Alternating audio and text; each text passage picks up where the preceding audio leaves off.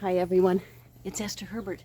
I'm in for another video visit, and the topic that I have today I think is quite a serious one, um, a topic that is affecting a lot of people these days.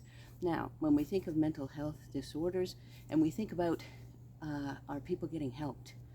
Are people getting into the system and getting what they need, getting out of the system, and then managing? I'm afraid to say no, not these days. Of course, it's great that people are talking about mental health.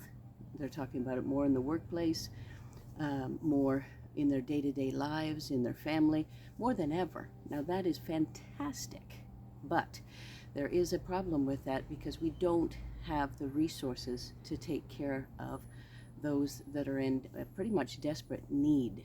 I've been just contacted from people, whether I've know them personally or they are complete strangers, and the problem seems to be the same. There is a lack of psychiatrists, lack of social workers, lack of psychologists.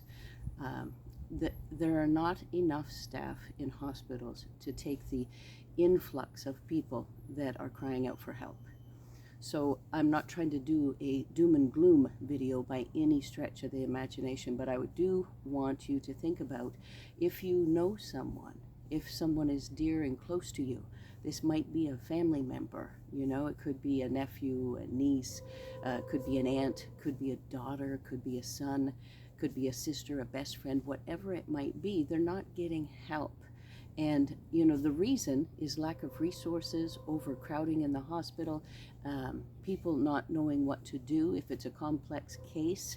I've heard of people being dropped by their psychiatrist because their situation is too hard to figure out. And instead of looking at it as a challenge and embracing it and getting all kinds of collaboration from other psychiatrists, they just drop because they can't handle. People are near retirement. Their heart isn't in it like it might have been in the past. You have people that are, way out of control that you know of, and they may be seeking a lot of help or they may be resisting. It is a very tough situation for the family, for the friends, and of course, for the person going through all of their angst. And I don't know the answers. I do know that when I received help in the year 2000, I came roaring in an ambulance, and I had a complete break with reality, and I was admitted then and there. But not a lot of people have that, and if they do, they might sit for hours and hours and hours just to be turned away. We can't do anything, come back later, here's an appointment, that type of thing. So I find myself very fortunate to have found out what was wrong with me. But I had a long lapse from the year when I was 15 years old to 37, 22 years undiagnosed, and all kinds of peculiar behavior associated with bipolar, which is what I have. So I do understand more than most about the delays and the misdiagnosis and the problems, and that was back when it wasn't talked about as much as it is now.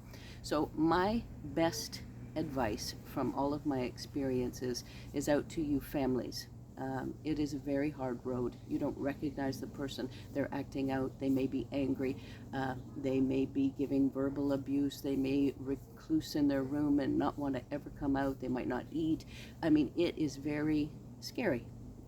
It fills you with fear, and you wonder how on earth you're ever going to make it through those dark times.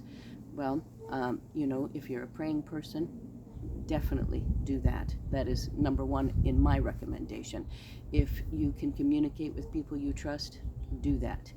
The hardest thing I think in the world is not to take what they're lashing out with personally.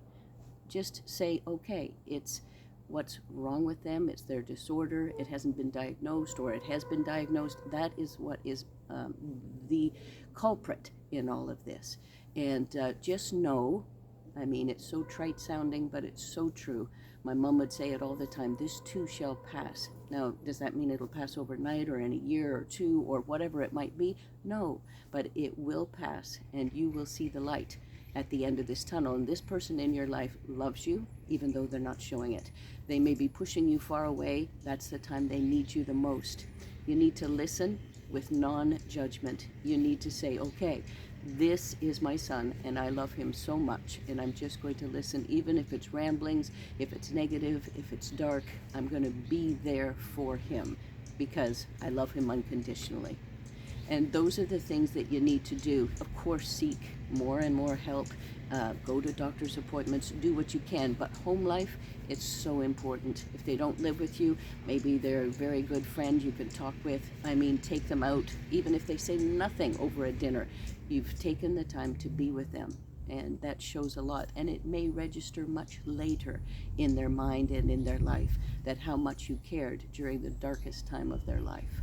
So don't give up. Keep going, and I believe in you. Mental health is very, very hard, but it is manageable. And when the time comes, you know, you will be rewarded for your faithfulness. I know that. So God bless.